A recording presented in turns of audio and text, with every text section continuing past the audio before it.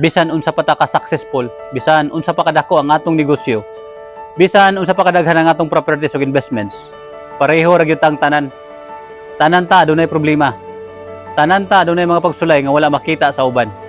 Ug kita tanan moagi ra niining kalibutana.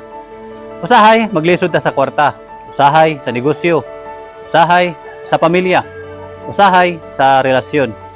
O usahay na atay mga problema nga dili nato masulti bisan kinsa. Pero mao gid ang kinabuhi.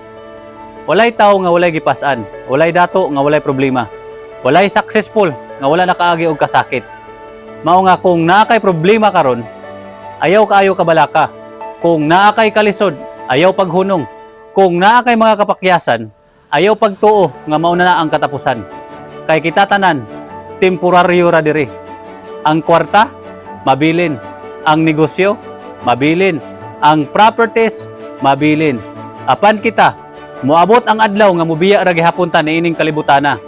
Mao nga samtang naa pa ta diri, paningkamuti ang imong mga damgo, ampingi ang imong pamilya, pasaylua ang mga tao ug labaw sa tanan. Palig-una ang imong relasyon sa Ginoo. Kay sa katapusan, dili ang pinakadaghan og kwarta ang pinakadato. Ang pinakadato mao katong adunay malinawon nga kasing-kasing, lig-on nga pamilya ug kusgan nga pagtuo sa Ginoo. Kita tanan adunay problema karon, pero hinumdumi muagi ra ta niining kalibutana ug muagi ra pud ning atong mga problema. Push yourself.